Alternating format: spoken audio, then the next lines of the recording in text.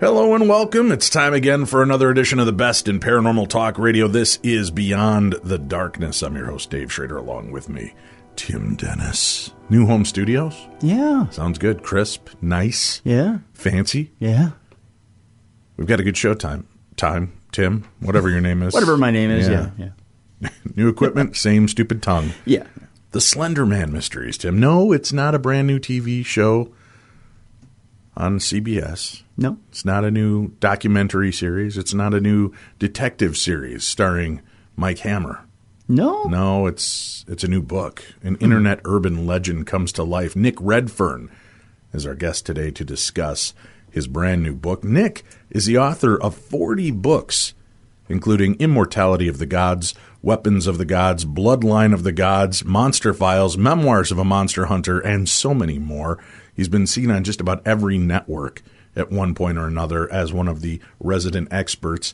He's here with us and has been a longtime friend of the show to talk to us about the Slender Man mysteries. Nick, welcome back to the show, and thank you for being here. Hey, Dave. Well, thanks for having me on again. It's always great to visit with you. And this book is interesting, mainly because I found out just when I got a copy of it that I'm in it. So that's pretty exciting. Yes, you're in it. I had no clue that I was a part of this mix, but it's good to be in here. I thought I'd give you a little surprise. Well, thank you. Thank you, Nick. Yeah, I mean, I don't care for the fact that Allison trying to pin the whole attack on me, but, other than that, it's a good... well, I don't think she was quite saying that. I think it was more... She was just saying that... I know. We'll get into that. I don't want to give too many spoilers away yet, but let's get into this. The Slender Man mysteries. Now, a lot of people are fascinated by this. It's been in the news off and on since this horrible attack in Wisconsin that took place. And what was it, 3-4 years ago almost? Yeah, it was 2014. Yeah. Wow, time is going by quickly. Let's start people off at the beginning. Give us some background on Slender Man and his beginnings. Well, basically, it started out as sort of like an internet meme, so to speak. And this was in the summer of 2009. And it began with the Something Awful website, as it's known. And they have these, not so much competitions, but, challenges, who can come up with, this or that. And one of the ideas that they put out there was who could come up with the creepiest character, if you like, fictional character for the internet era. And various people, put together pictures and stories and submitted them. But the one that really got people's attention came from a guy named Eric Knudsen. And he used the pseudonym of Victor Surge. And what he did, he uploaded to the Something Awful website forum a couple of doctored photographs where there was a bunch of kids in a park and walking along. And in the background, you could see this tall, skinny figure in sort of a black suit, white shirt, black tie, and a faceless face. No eyes, no nose, no mouth, just like this faceless head.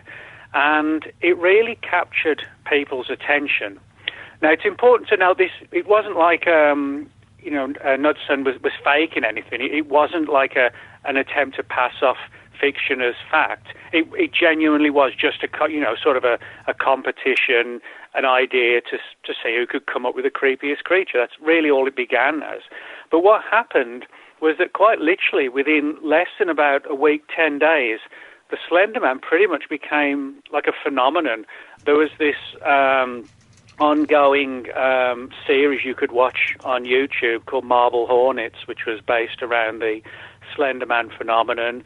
Blogs were set up, forums, you name it. And it went within some a week, to 10 days from being just a, sort of an alternative kind of experiment on the internet to a definitive phenomenon. Mm-hmm. Now, that kind of situation was in place from 2009, as I said, and it went on like that to round about 2010, 2011, when things started to change and people claimed to have seen the Slender Man in the real world rather than just an internet phenomenon. It was as if it had strode out of the internet into the real world. And this sort of gets into the supernatural aspect of the phenomenon. And then, of course, up until that time, probably the only people who knew about it were the many and varied people who followed the story, predominantly kids, teenagers. That all changed in 2014 when two young girls, at the time just 12, in the town of Waukesha, Wisconsin, stabbed and almost fatally killed one of their friends, or friends at the time, I should say. And that really elevated the Slender Man story beyond just being an internet phenomenon to something that the mainstream media picked up on hugely. And so the phenomenon kind of grew and grew from there, and then still exists. It hasn't shown any signs of weakening or going away. Why do you think this character, of all the weird beasties, and listen, there's been the Black-Eyed Kids, there's the Rawhead Man, there's a bunch of weird creatures that have kind of surfaced over the years, but Slender Man has become so popular. I hate to use that word. I mean, he appears in video games. He's like an Easter egg character in a number of different video games. There's a video game for your phone called Slender that people get addicted to and say it absolutely terrifies them to play the game. Why do you think this guy took off so powerfully? Well, that's a good question, because I mean, it's interesting you bring up the Black-Eyed Children, because that has become sort of a definitive phenomenon as well. But even that has been eclipsed by the Slender Man. I think one thing is just the name, the Slender Man. It kind of has that, I guess, like a tinge of like urban legend, urban folklore attached to it. And most stories along these lines, when it's a strange name and it's an urban legend, it's sort of perceived as being connected to sinister activity, paranormal phenomena, murders, that kind of thing. Everybody's heard the urban legends of the local axe murderer who killed somebody on the bridge. You can find stories like that all around the world. And typically the character in the urban legend is given a particular name, and I think that kind of angle has become part of the reason why the Slender Man took off. Just the sheer name, the Slender Man, and then of course when you have this figure and sort of 7 to 8 feet tall, spidery, skinny limbs, and these flickering tentacles coming out of its back. You have sort of and then of course, it lurks in the woods and the forests and pursues children. It has this sort of very disturbing imagery attached to it, which people just move towards it like a magnet. So I think part of it was the timing with the internet and the ease with which today a phenomenon can take off. I mean, when we were kids, this could never have happened because there was no way for the story to spread on such a massive scale. So I think the internet has had a massively significant influence on how the story and the phenomenon has taken off. But what's interesting though, with that point, you said, that there's really no way when we were kids for that to take off. But there were those strange urban legends. There was the urban legend at the, at the mall. And I remember hearing about it when I was growing up. And then I talked to my cousin in Florida and I told him about what happened. And he said, no, that didn't happen in Bloomingdale, Illinois. That happened here in Pensacola, Florida. And it was this, woman goes out to her car and she gets in and realizes there's a little old woman sitting next to her. And she gets out and she's like, ma'am, you're in the wrong car. She's like, oh, I can't find my car. Can you give me a ride home? And she gets real uncomfortable. She leaves, brings security back. Security drags a woman out of the car. Wig falls off. She was sitting on an axe. Turns out that this was a potential serial killer that they were able to drag out of the car. And that story went around the United States. I knew somebody in every state who knew that it happened at their mall.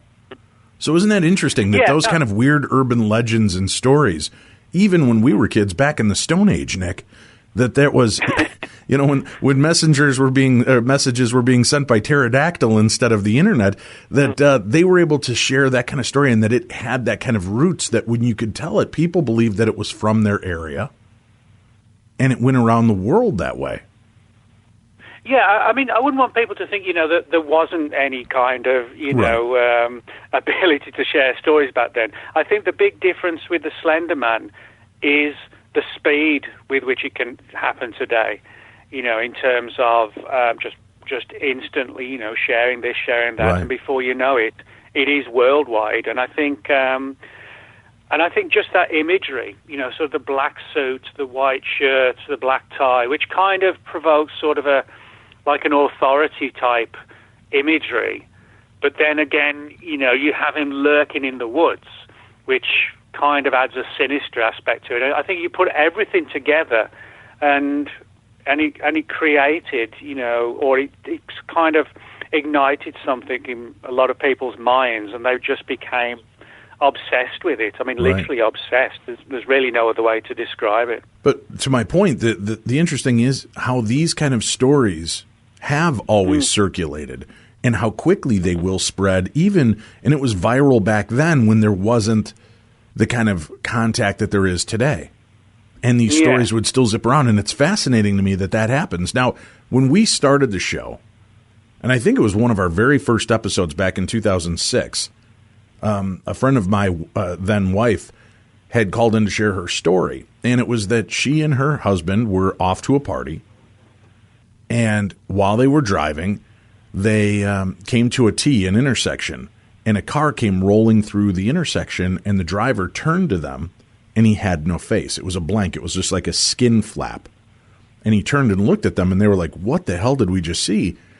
They took the right and went on to their party. Later that night on their way home, when they got back to that intersection, a car came barreling through and hit them at that T, and they were both almost killed. But it was this blank, faceless man. And then a number of years ago, before Slender Man took off, we had a story from one of our listeners here in Minnesota. I think it was Caribou Coffee. She went in every morning before work, get a cup of coffee. She's standing in line, gets her coffee, walks out to her car, and there's a man in a suit standing there looking in her window. And she stops and she goes, excuse me, can I help you? Are you looking for something? And when he turned to face her, he had no face. It was just that blank skin again. She ends up backing up, going back into Caribou Coffee, where she just kind of stood there stunned for a bit, and the baristas recognized her because she was in every morning. And they're like, what's wrong? And she didn't want to tell them what she just saw. She just said, there's some strange man by my car. So two of the baristas went out with her to make sure that she was okay. Nobody's there. She gets in the car, heads on the way to work, hits this big traffic jam, eventually gets up there to find out there was a big accident, and it had happened around the time she would have been going through that intersection. So here we have two cases where it's this very similar look, this similar character, no face, and in both it seems like kind of a precursor to something negative coming through. And then all of a sudden the Slender Man story started to hit. And I think we were... Yeah, I mean, that's... Oh, go on, sorry. I was just going to say, we were doing a live remote, and we had a kid come on from talking to us about the creepypasta sites and about these cases, and Slenderman was a pretty big deal that was just really starting to break at that point. And that was long, again, before the murders or the attempted murders that have subsequently taken place to this character's name. So it is interesting that there have been strange versions and iterations of this that kind of predate the explosion that took place. And now since, it's even gotten more powerful. Yeah, you're right. And one of the important things about this angle of sort of the Slender Man being seen before the Slender Man actually existed is an interesting one. And people say, well, how can it be that people reported seeing the Slender Man before it was actually created. And one of the things a lot of people don't know is that Eric Knudsen, who created the Slender Man, actually used a great deal of, or pulled a great deal of history, etc., from the world of the paranormal to create the creature. For example, by his own admission, he was heavily inspired by things like the Mad Gasser of Mattoon, which the story goes back to the 1930s of this black-suited figure that invaded the town of Mattoon and caused all sorts of havoc, breaking into people's homes and causing paralysis, and he would loom over the bed at night. And he also was a big follower of the work of H.P. Lovecraft, and that sort of inspired the sort of tentacle-type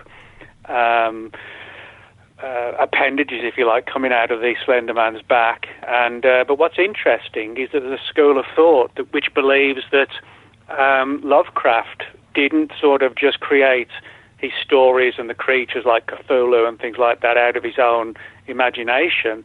They feel that he actually, in the sleep state, had access to different realms of existence and unknowingly created them in that way. So, in other words, Eric Knudsen was using the paranormal rather than just fictional creatures.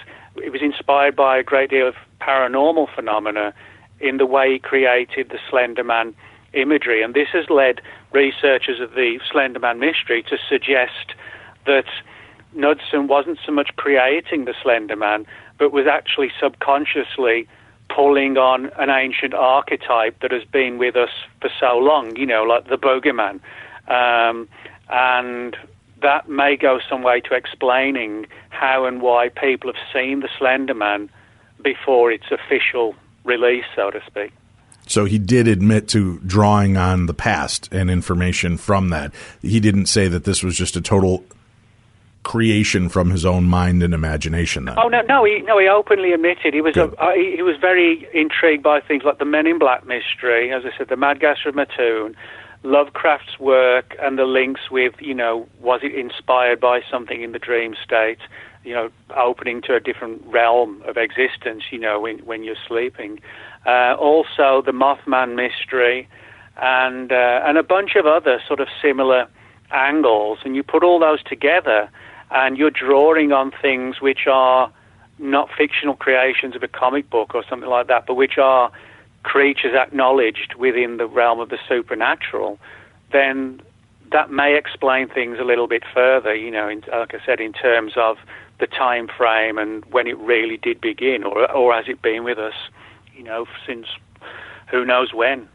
And maybe part of the mystery to it as well of why it has taken off, as opposed to, I mean, Black Eyed Kids certainly is a phenomena that we, you know, started to really hit hard on our show probably about 7 years ago. And it has certainly captured the attention of the world, and people are fascinated by it, but they're not as nearly drawn in as the Slender Man case, maybe because in most cases it's adults encountering the Black Eyed Kids. And we always have that kind of a little bit of a feeling of safety because we're adults, they're children. And I wonder if the reason Slender Man is more creepy is he kind of falls into that Pennywise category, right? The real danger is to the children because Slender Man only seems to really show up around these children and kind of stalking them in their natural habitat, right? In their playgrounds and parks and places that kids can get isolated and separated from safety. So the danger issue is heightened, and maybe that's why he's considered a more creepy character than even these, you know, weird killer clowns. Clowns are freaky enough to a lot of people, but this is faceless. It's anything that your mind kind of plays upon. Well, yeah, you're right, and I think you make a good point when you talk about how, you know, the Slender Man targets children, and I think what this has sort of really hit home is the fact that children obviously are relating to it because the Slender Man focuses on children, you know, threats to kill them, that kind of thing. And so in that sense, it's like any aspect in life, you know, if you can relate to it, you gravitate towards it. And I think that's what happened. I mean, I'll give you a good example. One of the people I interviewed for the book was the publisher of Paranoia magazine, Olaf Phillips. And he told me how his son, he brought up the issue of the Slender Man with his son, who was like 6 or 7 at the time, and he kind of went quiet and said, well, why are you asking me, Dad? And he finally got around. Olaf found out that his son and all his friends at school were all totally sort of obsessed with the Slender Man, and the actual word that Olaf used was consumed. He said they were consumed by the Slender Man phenomenon, but they didn't want to tell their parents. It was like their little secret because it was connected to them, to children. And I think that, I think you have this sort of under the radar aspect of having, who knows, countless numbers of kids following this, and the parents don't know about it, the family doesn't know about it, but all the other kids do, and it's like their little silent secret until, the parents kind of push them, and it starts to come out a bit more then.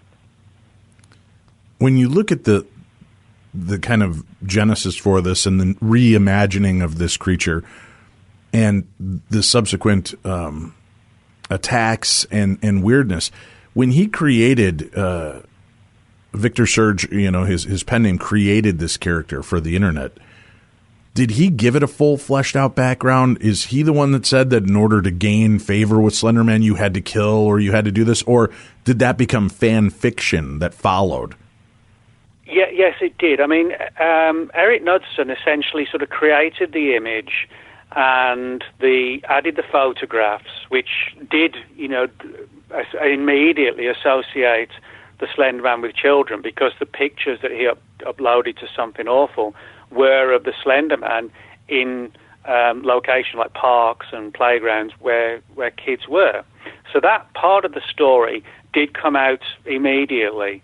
But the rest of the story, literally within days of Eric Knudsen's, Slender Man really becoming popular and catching people's attention and imagination, you had numerous other people who then started to write their own fictional stories and scenarios concerning the Slender Man, and they would post them to various websites, and you had like as you said earlier, you had Creepypasta, you had the Something Awful website, you had people creating forums and blogs for the Slender Man. Even the Wikipedia page was up in no time.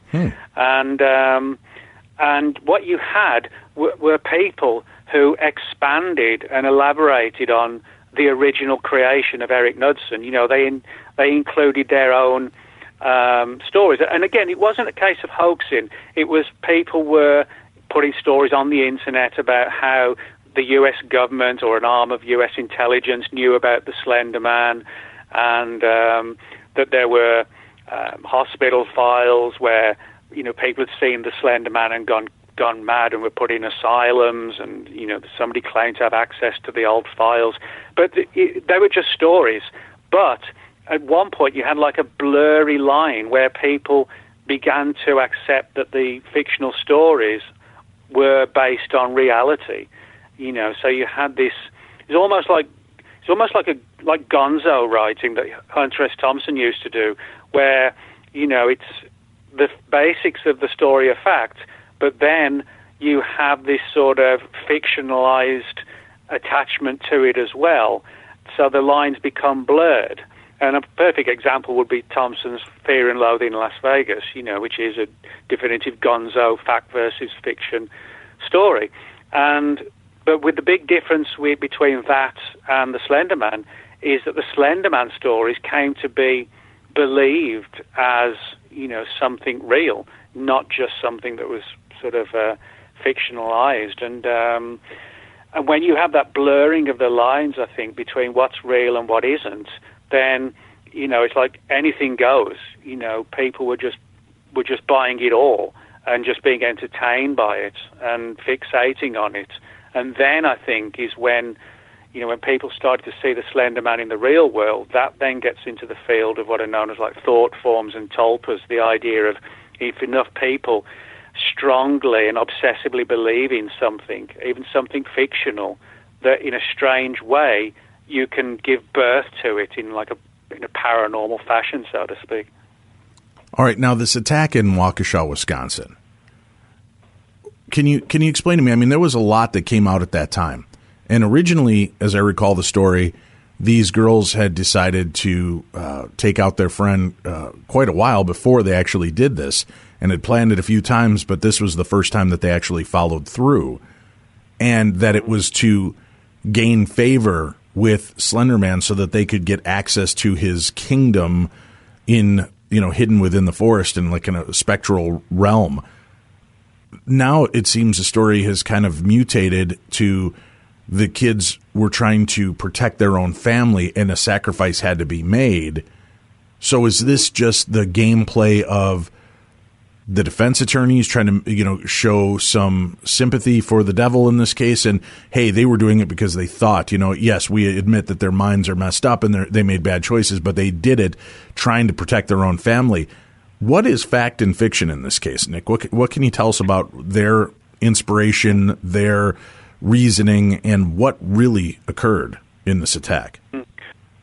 Well, I mean, this sort of gets to the heart of the Slenderman mystery again, where you have people who, like young children, whose minds become affected by the fact that they're so obsessed with this phenomenon, and they get to a point sometimes when they're not able to distinguish between what is fact and what is fiction and what is somewhere in between. Now, in terms of what actually happened, this was May the 31st, Saturday, 2014, and the day basically began quite normally. You had these two girls, Anissa Weir and Morgan Gazer, and they attacked a friend of theirs, Peyton Leutner, in a nearby park, and everything had been going fine. I mean, the night before, one of the girls actually had a birthday, and they had a sleepover. And, they had breakfast all together, which one of the mothers did for them, and it was just like a regular weekend, no school and just hanging out. But it almost immediately mutated when this vicious attack on Peyton Leutner, who thankfully has now made a complete recovery. She's got physically and psychologically, she's fine now. But she was stabbed almost 20 times, and some of the stabbings, came so close to major arteries and organs that it's pretty much almost a miracle that she survived. Oh no, it's not almost a miracle. 20 stabbings and she's still alive. It is a miracle. Yeah, that is insane that they didn't hit something major. No, you're right. Yeah. Wow. And at the time, all the girls were 12 years of age. Went to school. They knew each other, were great friends, and yet there was this issue of essentially sort of sacrificing the girl as a means to appease the Slender Man. Now, depending on the time frame, when you see the story and the words that have been said, on the one hand, in the part of the story, it was done to essentially, the Slender Man needed a sacrificial figure so that the girls could become, in their own words, the Slender Man's proxy. But then, as the story got deeper, it was, we had to do it to protect our own families, which is kind of like a variation on the other aspect of the story. Now, whether that was because things were changing or just because the more the police dug into it, more came out, it's hard to say which is the definitive answer. But what I would say, it's clear that the girls themselves fully believed in the existence of the Slender Man and fully believed they had to do what they did. And, again, you have this blurring of fiction versus fact in just about the worst way possible, your worst nightmare possible. But were they doing it? Were they doing it to gain favor with Slender Man so that they can get access, or were they doing it because they felt that Slender Man would come and kill their family if they did not give this sacrifice? Do you know which story is real according to the actual both case? Stories were actually, or both angles, if you like, were presented. And it kind of mutated over time. It did begin when, the story first got out and, there were initial interviews with the girls. It really was because they felt that, the Slender Man they could achieve like a role as a proxy for the Slender Man. But the more that the police dug into the story and, questioned the girls more, that was when the angle of the fear that they had for their own family. So it was kind of like, it wasn't an either-or thing. It was a development in the revelations coming from the mouths of the girls. So, it's difficult for us to say for sure as to how and why that aspect of the interviews, etc., kind of altered a little bit from, the original claim versus how the story developed. But it could, some people have suggested it's a combination of the two. In other words, that they did it, they tried to sacrifice the girl as a means to become the proxy of the Slender Man, but people have suggested that, well, if they felt that they didn't achieve it, then the Slender Man would come after them. So they had to do it. So it could be like a combination of the two. But I think why this case caught the attention of so many people was because it was clear that the girls really did believe that what they were doing had to be done. And I think that had a major bearing on, why they received sentences that will see them,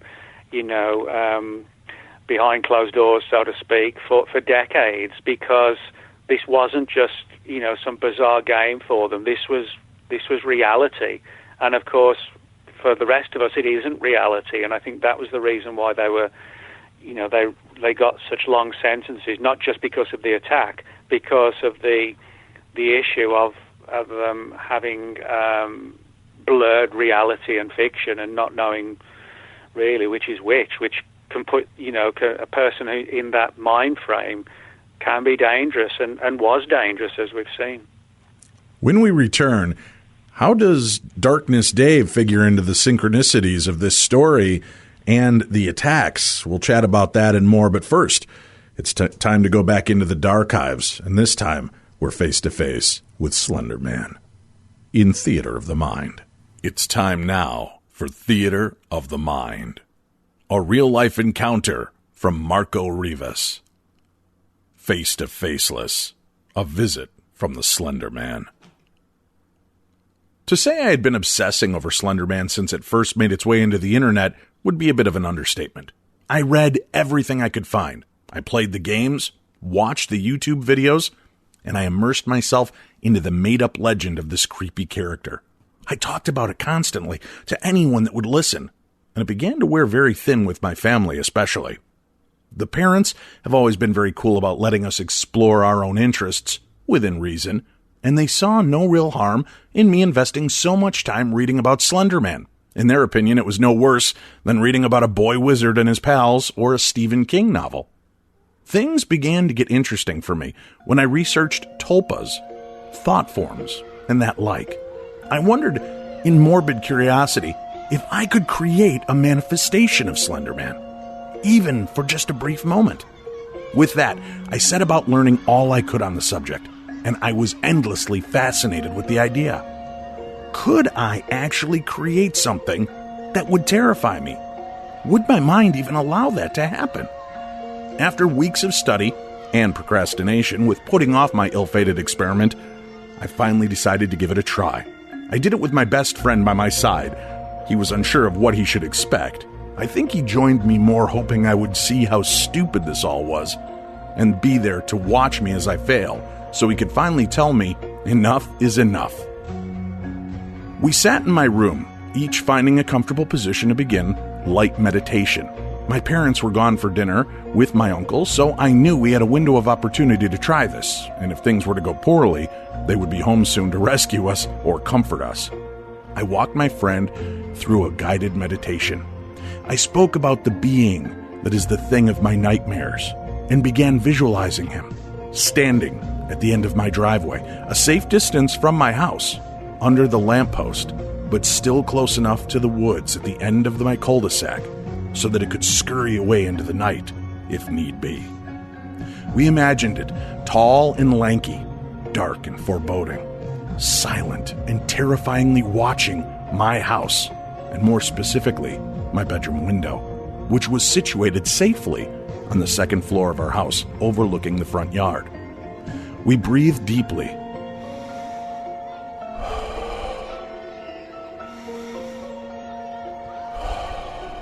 And we allowed our minds to stretch outward, inviting this creature into our safe little world.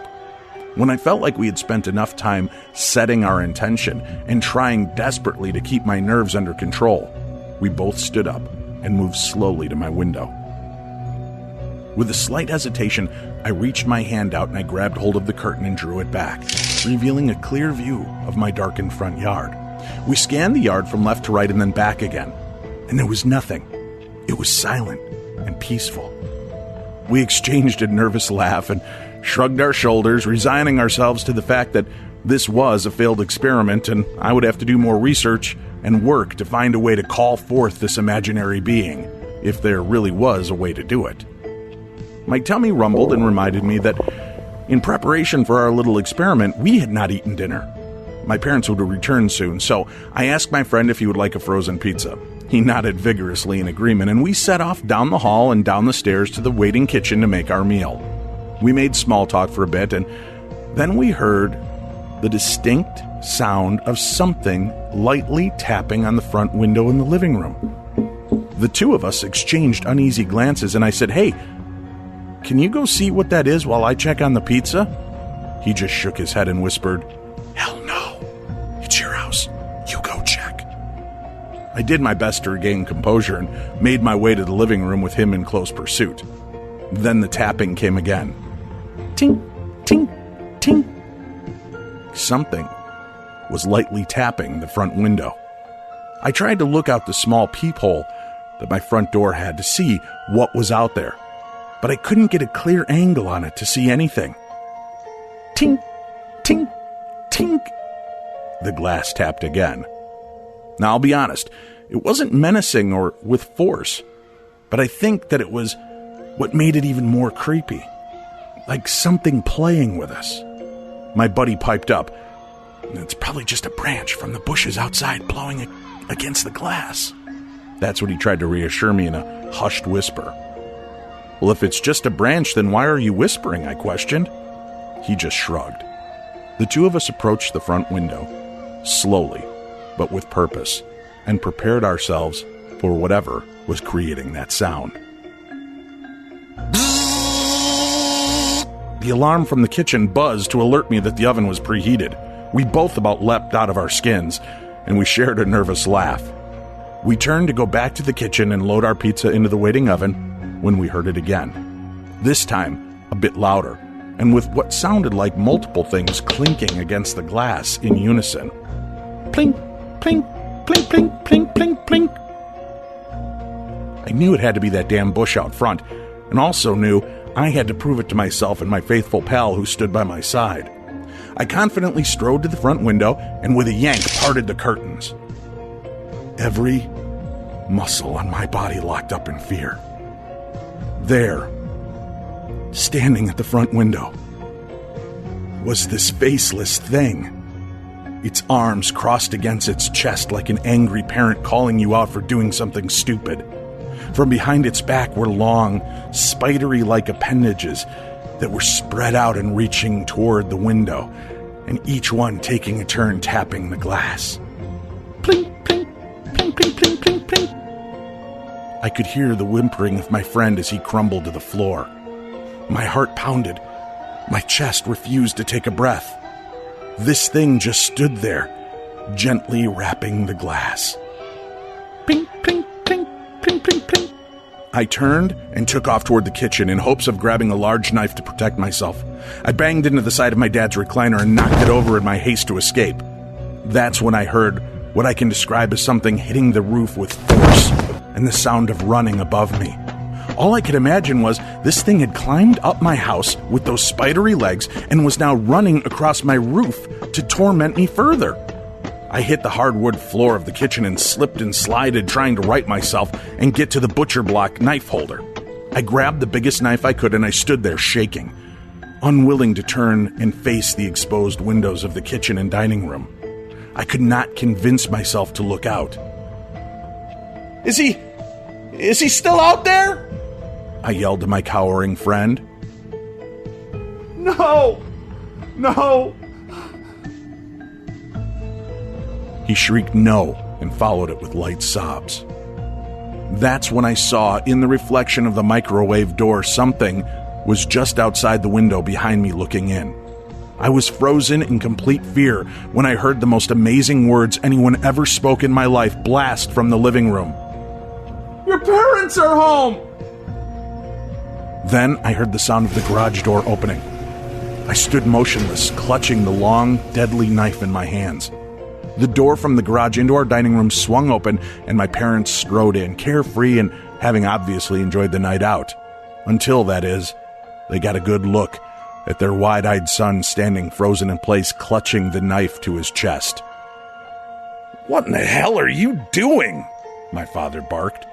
My eyes quickly darted to the reflection in the microwave, and surprisingly, the thing was still looking in the window behind me.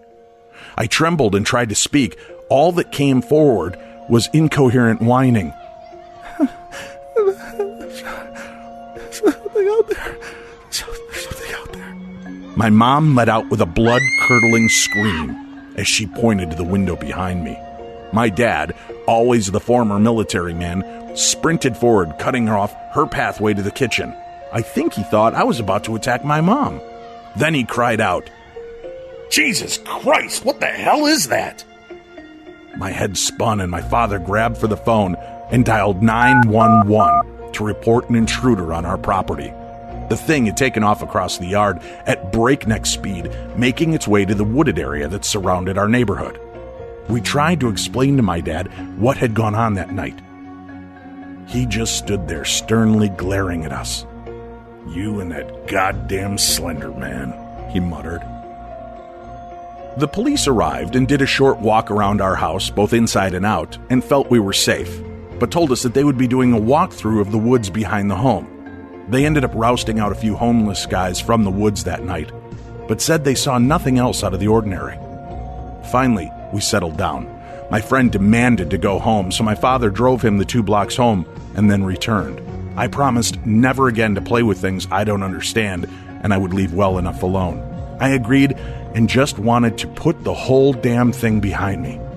Later that night in my room, I texted back and forth with my friend to make sure he was okay.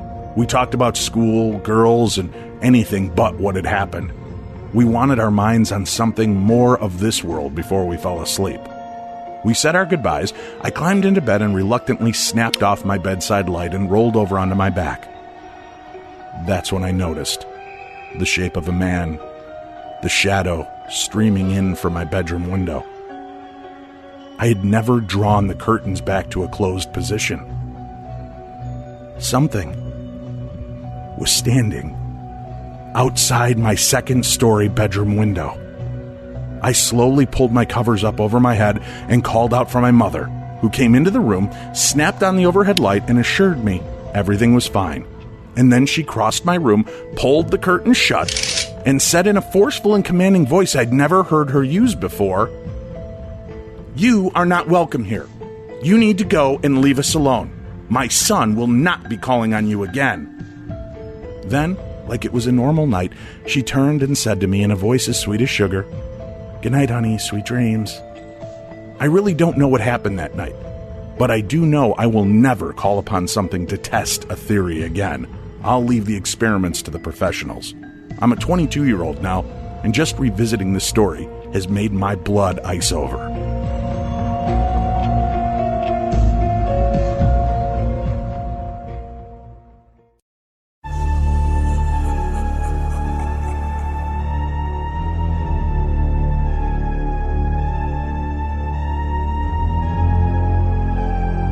Beyond the darkness.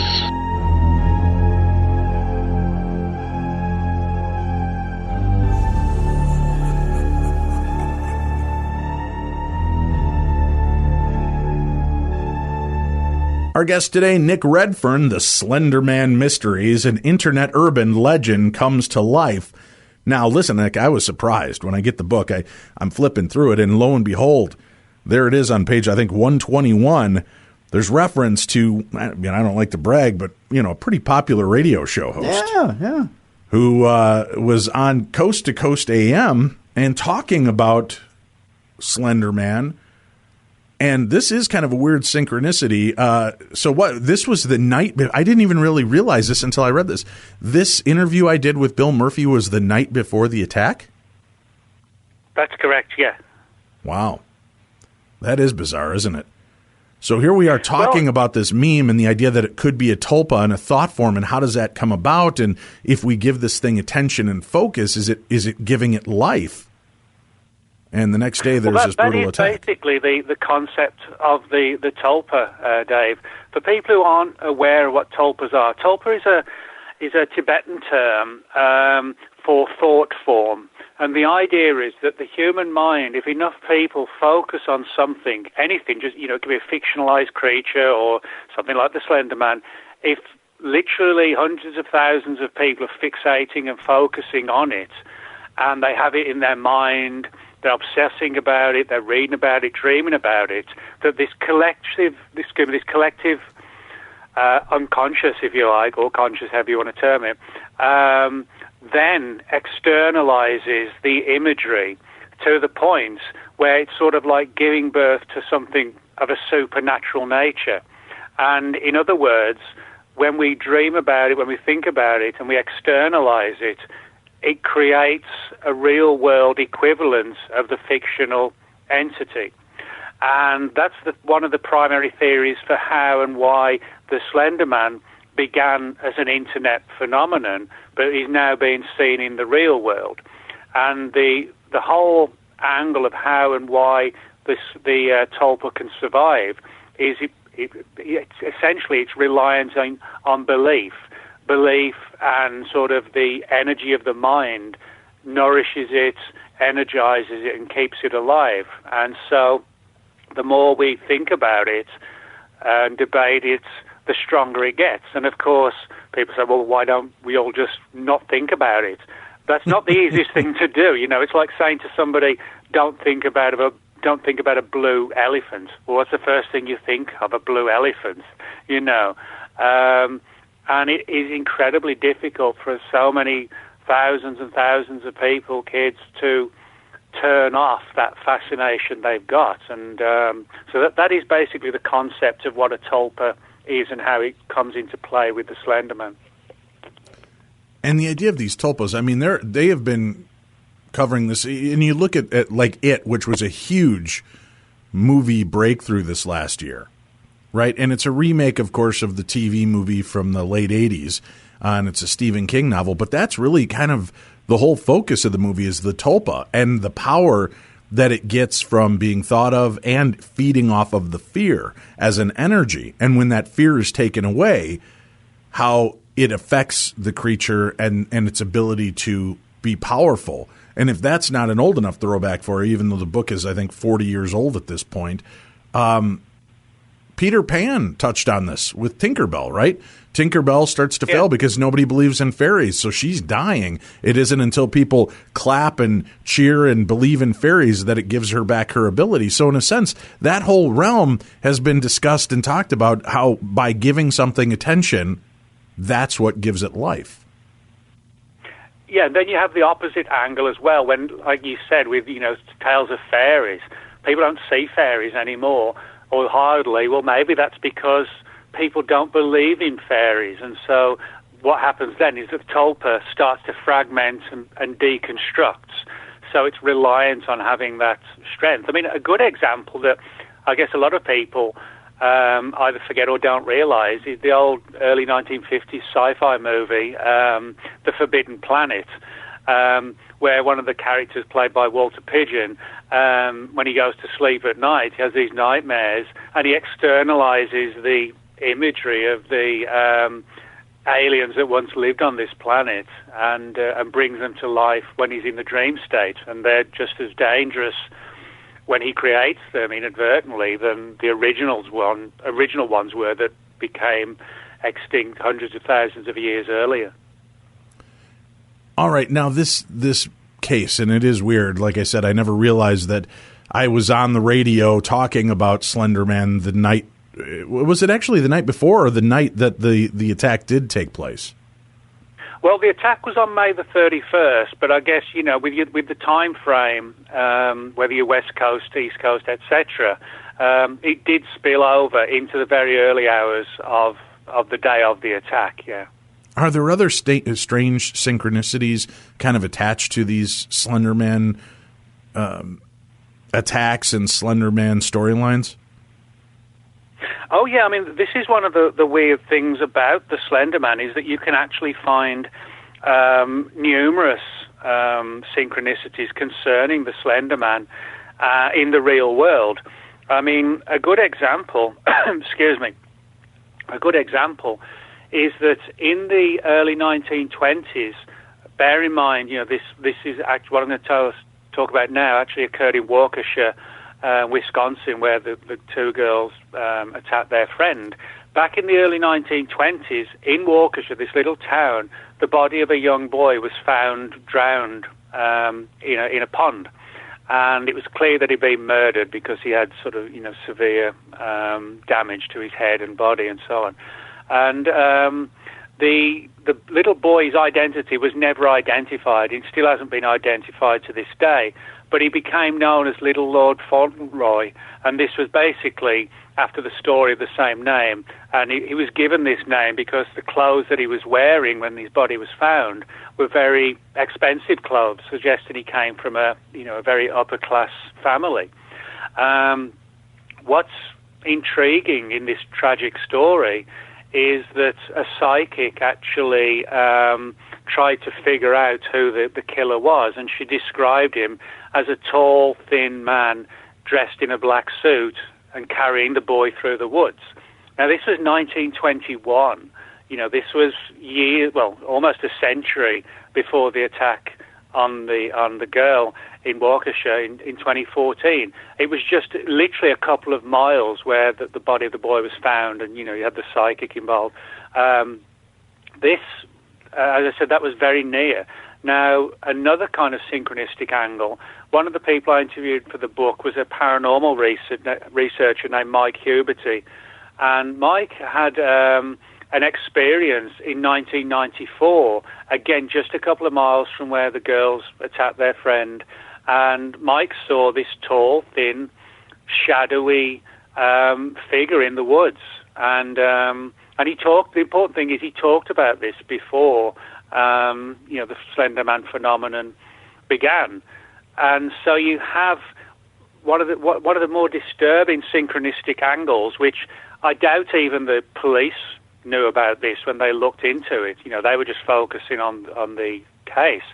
But you can find 4 or 5 weird stories all around Waukesha, which go back to the early 1920s of attacks on children and sightings of large, thin, tall, thin figures, all within 3 to 4 miles of where the attack occurred in 2014. All right, now that's chilling, right? Does that mean that this creature has always existed, but wills itself back into existence every couple of years, almost like the It character again, right? Here you've got this every 27 years, this creature from the movie It resurfaces to feed off of the living and kind of re-energize itself before it goes back into a hibernation or slumber period. It seems that this being has that same ability. And when we were looking back at this, one of the things we found after the attacks is that, doing our show, we kept questioning, has this been reawakened? And we started finding that there were similar creatures like this that date back even, I think wasn't it around like Egyptian times or something, Tim, we found in the original deal? Yeah, something like that. Yeah. That there were iterations of this kind of creature that have been talked about or witnessed or part of legend and lore going all the way back. Were you able to find and substantiate any of those claims, or were these more misdirections by internet meme artists and fan fiction authors? Well, I mean, that's a good question, Dave, because admittedly there have been some cases where fictional stories were interpreted as fact, and people looked into them. They found that it was, it wasn't hoaxing, it was just people following on from, other people creating these entertaining stories as they saw them. But you're right, there are actually some classic examples. For example, David Weatherly, who wrote, the definitive book on the black-eyed children. David very generously shared with me several cases that he got in his files on the Slender Man sightings. They went back literally decades. But if you go back even further than that, you have like the story of the Pied Piper of Hamelin, which everybody's heard the story. Hamelin in Germany, the little town is infested and overrun with rats. And this strange character comes into town and offers to get rid of all the rats. And he does so by playing this pipe and leading all the rats to the local river, and they drown. And then the mayor of Hamelin refuses to pay. So then the Pied Piper decides to, hit back in the worst case possible. And what he does, he plays this sort of hypnotic flute, and it entrances all the children in the town. And while all the adults are in the church, he plays his flute, and all the children playing in the street, hypnotized by the music, and they follow him into this, what is described as almost like a portal in a mountain, and they vanish, and then they're not seen again. Now, the Pied Piper in one of the original stories was described as this tall, thin, menacing-looking character. And what does he do? He entrances children and takes them away with him into a mountainous location, which is surrounded by forest, which sounds just like the Slender Man. And if you read, the Pied Piper of Hamelin, it's, essentially like a fairy tale for kids, but it's actually like a really sinister, disturbing story of child abduction. That's the only way you can describe it. But the character is very much like the Slender Man. So I think, this angle that several of the interviewees brought to me, that we're dealing with an ancient archetype which surfaces now and again, possibly because when people think about it, it re-energizes it. And so the more we think about it, the more we talk about it, the more publicity it gets, the stronger the tulpa gets. And so you have this spiraling situation. And I'm having a Mandela effect moment. For our listeners, you just heard Nick telling you the story of the Pied Piper of Hamelin. I'm not going to say what it is right now. I'll tell Tim this off air so that he can take notes of this, and we'll maybe even videotape it right, after this show's over, so that we have it and we'll drop it. But how do you remember the story? What was the original story called? If you have a different recollection of the Pied Piper of Hamelin, email me, dave@darknessradio.com. That's dave@darknessradio.com. We'll cover that on a future episode. Do you have any idea what I'm referring to, Nick, or no?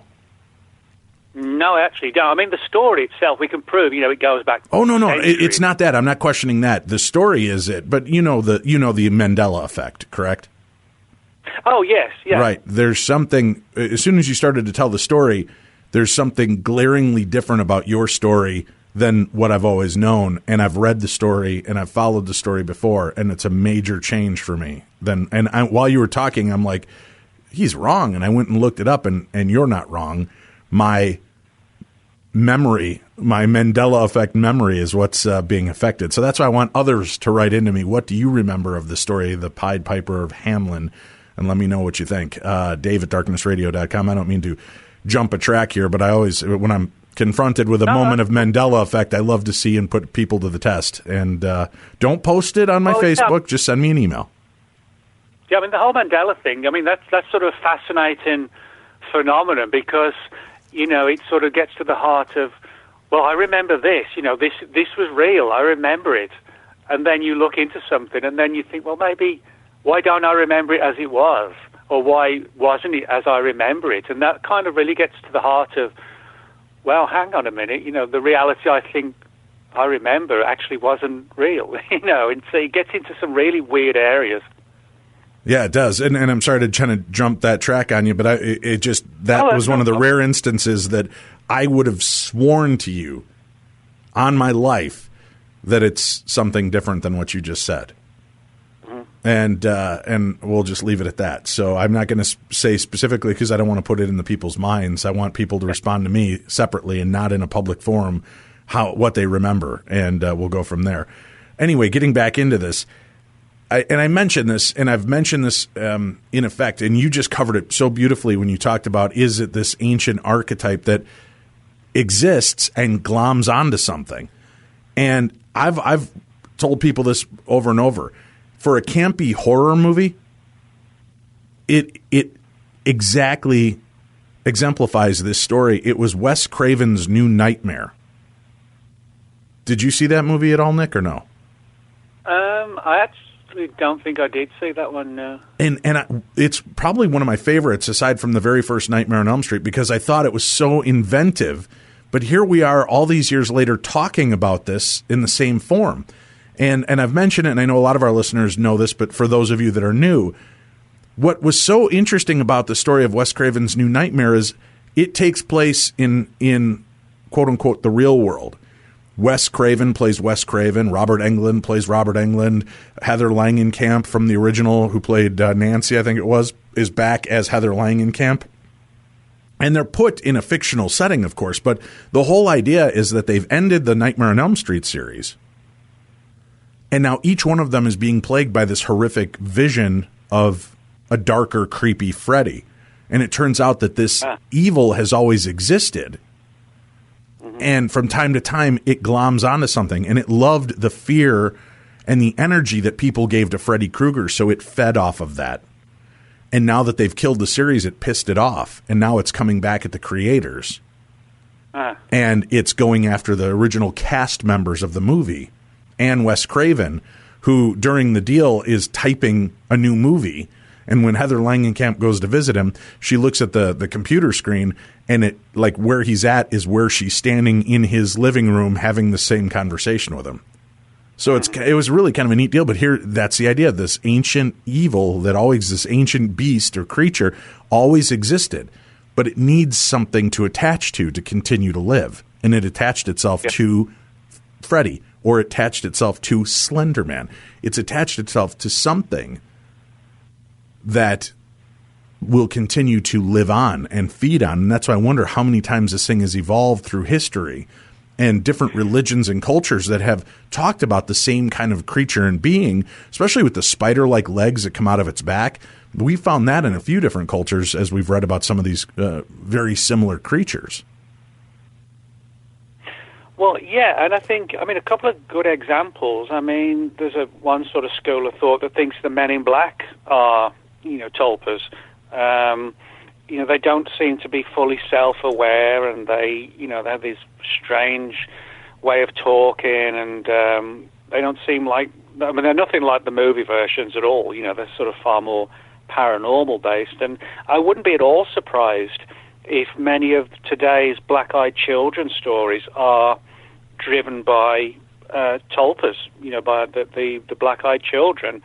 Now, again, I don't dispute that there were original legitimate reports, and the reports today are still legitimate, but we might be looking at two things: a genuine phenomenon of the black-eyed children, but then which, again, gets so many people fixated and interested and fascinated by it, that then you have a second form of the black-eyed children in the form of tulpas, which gets really kind of confusing when you've got potentially two or more versions, so to speak, of one phenomenon.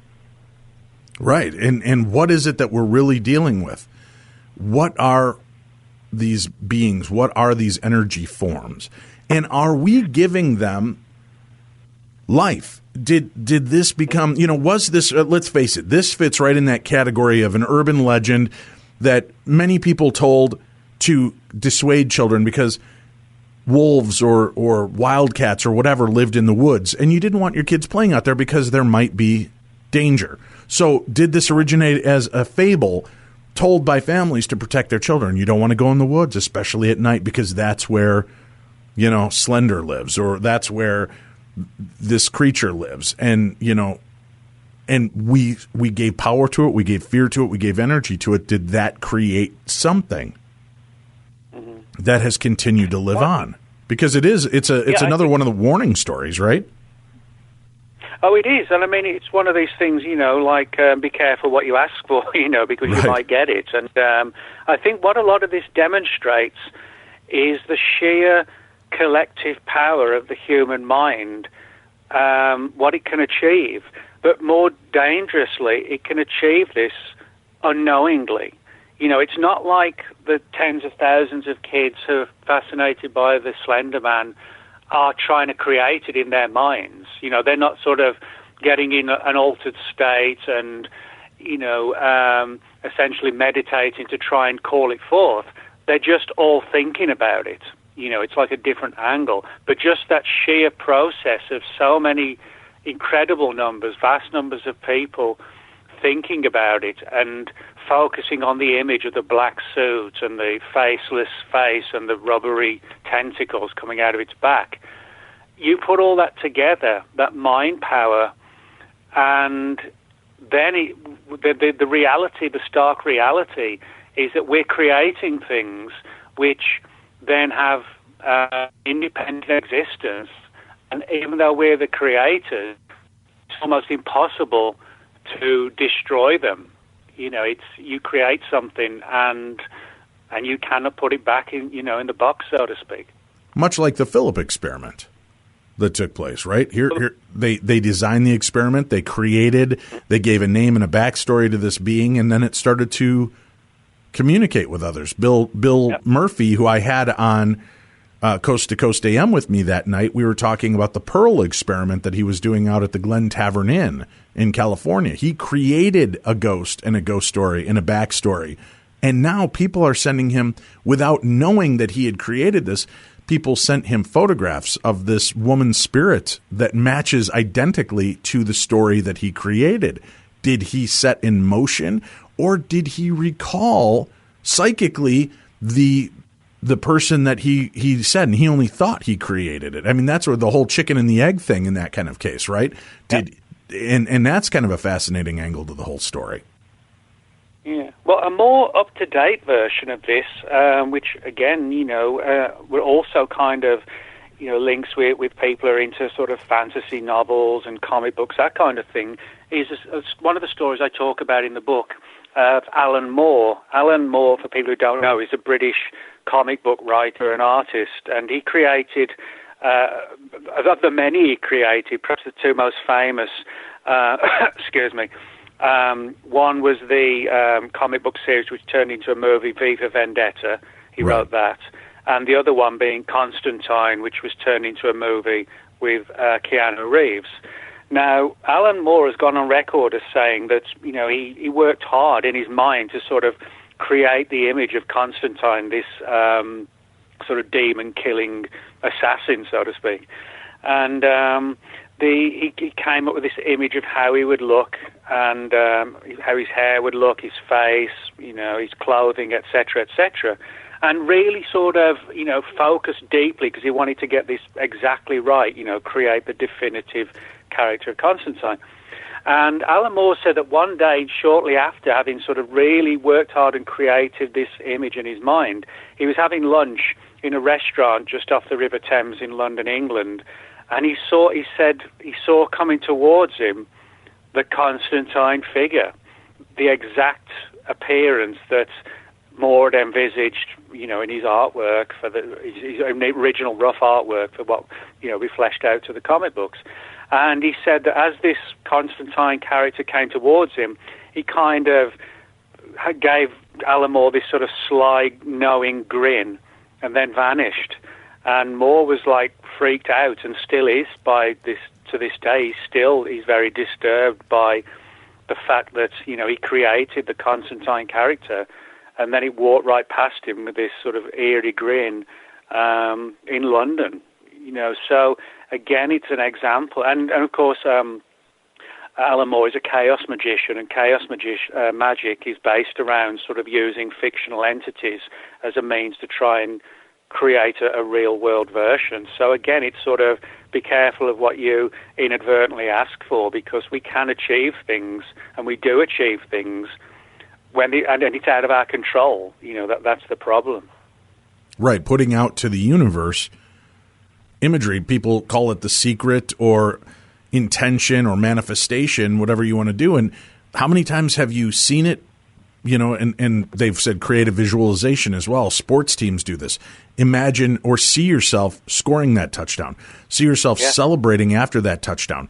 Don't worry about the rest. Just see the end result, and your mind will figure out a way to get you there. And you start to create or manifest destiny, create where you're going to be. So we are a powerful being. That's why I think a lot of people need to give themselves more credit where it comes to parts of the paranormal. What are we really experiencing in some cases? Is it something that is truly outside of us, or is it something that resides within us and we're giving it life? We're breathing life into it. We are our own gods for these beings, for these memories, these thoughts. And that may be why some people are so plagued by negative thoughts and connotations, is because that's where their mind goes, and that's how they focus, and that's why they are in that downward spiral of depression. It's because that's where they spend most of their time. Yeah, that's actually a good point, Dave, because the idea that perhaps so many, maybe the vast majority of weird things that are seen are the results of the collective belief systems of various people from various eras. I mean, if you look at the UFO phenomenon, totally different subject, but if you look from when the latter part of the 19th century, when the UFO subject really began with the so-called phantom airships people saw, we've seen a complete transformation in the phenomenon. I'll explain what I mean by that. In the late 1890s, you had the airships, which were a little bit advanced of, what we were flying at the time with rudimentary balloons and things like that. Then in the 40s, in the Second World War, you had these balls of light that became known as the Foo Fighters, which is where the band got their name from. Then in 1946, you had the ghost rockets over Scandinavia. 1947 had flying saucers. Today, people see these large flying triangle-type craft. It's like the phenomenon has improved and changed itself, almost like a reflection to our technology that we have today. The black flying triangles that people talk about seeing look like a next-generation stealth aircraft. The airships in the 1900s kind of look like a next-generation version of our balloons. So, you could make a case that we are creating so many of these mysteries, and then they become real mysteries because they have independent lives. And we discussed this. People to think we discussed this bits of this with Dr. Michio Kaku back on our Tuesday show, with the idea that how what we perceive starts to become a reality. Is that something that can occur? And to that knowledge, remember, a lot of people that were experiencing quote-unquote aliens, they looked like us, the Nordics and some of the others, right? And it wasn't until the advent of Close Encounters and Whitley Strieber's Communion that suddenly this frog-like, big-eyed, bulbous head grade became kind of the status quo for what alien encounters look like. Then that was kind of the new version of how aliens appeared to us. Yeah, and people rarely see those sort of long-haired, very human-looking aliens today. And I think, that kind of ties in what we said about, fairies and things like goblins and gnomes and pixies. Today we laugh at things like that, but for people 600 years ago, they were very real. But they fragmented, and I won't say they're gone. You do get reports now and again, but for the most part, when people don't believe in them, they start to go away and they fade away until there's this sudden rush, and they're in vogue again, and people start to see them even more. So I think we can make a good case that the Slender Man has come to life in that fashion. But I think it's important to note that although the Slender Man by name and the literal vision of it was the work of Eric Knudsen, But if we've got an ancient archetype in the human subconscious, that creates all around the world kind of a boogeyman figure, it doesn't matter, if you live in the US, the UK, Russia, anywhere, you'll find these stories. And I think all it needs is the archetype to have a little bit more of like a, igniting the flame, so to speak, and before you know it, more people are seeing it. Somebody's blogging about it. Somebody else is doing a podcast. Somebody decides to write a book. And before you know it, it's spiraling out of control. Literally out of control, out of our control. Nick, how does Eric feel now? I mean, there was that spate right around the same time as those little girls attacked their friend. There were a few other cases that appeared in the news with a man trying to burn down his house and kill his mother, and he was an adult man because of Slender Man. There were a few other attacks that took place almost simultaneously and without knowledge of each other doing these type of things. Has Eric ever weighed in on his sense of responsibility or, and I'm not trying to pin anything on him, but has he ever weighed in on any of that? Well, personally, I don't think, I don't think we can put any blame on Eric Knudsen for what happened at all. He certainly expressed, his deep sadness about what had happened, deep regret about what had happened to the girl who got stabbed. Right, and just for clarity, I wasn't trying to say it was his fault. I just want our listeners to know that. I just meant, if I created something, the Fat Man with this background and this storyline, and then people started killing or trying to kill in that vein, I don't know how that guilt would affect me. And I just wondered if Eric ever addressed that. Does he regret, quote-unquote, creating Slender Man now? I don't think he regrets creating it, but he certainly, publicly, you can find on the, on the news, on the internet, where, he was deeply saddened by what had happened, and as everyone was, I'm sure. It's one of those unfortunate situations where, whether the girls were, influenced by the toll perversion, or they just became obsessed by the phenomenon, and they crossed the line in the worst case possible. It's hard to say, but certainly Eric Knudsen, was, expressed his deep, sadness as to what had happened. But I think the most important thing to note is that when all this occurs inadvertently, and out of our hands, essentially the creator, if you like, really only plays a small role in it. And when he does become sort of externalized, then it's a case of pretty much anything goes, because it's starting to act independently then. All right, Nick, the book is amazing, and it's a really great layout. And again, we've just barely scratched the surface. We will have a link to the story, to the book. If you go to darknessradio.com and click on our Killer Deals link, you'll see the link to the Slender Man mysteries, so you can order the book, get it for yourself. And again, do us a favor and Nick a favor. With this book or any of the books that you purchase from Amazon.com, please go on and rate those books, because the more those books get rated, the higher ratings that you put out, the more publishers are going to see there is an issue and a demand for people that want more about these type of subjects. And great novels, great books, more things like this will continue to be made available. So go give Nick a 5-star review. Tell him that you heard about it on the Best in Paranormal Talk Radio with Beyond the Darkness. The book is fantastic. Give a great review and put that out there. Nick, the book's out. I want to ask you about this. Here you are helping to perpetuate this story and keep the information about Slender Man and the mysteries out there. Should we feel a concern, you and I, doing shows like this, writing books like this, that we may be continuing to keep this thing alive and give it more and more strength? Well, that is one of the conflicts, that sort of went through my mind when I was thinking about doing the book. I think it can be a genuine, real concern. But one of the things I do point out in the book is how the best way is to kind of deconstruct these things. So hopefully, if people are interested in the phenomenon and they are concerned that, in some way this has all been externalized in a supernatural fashion, that there are ways and means to deconstruct them, even though they've been created.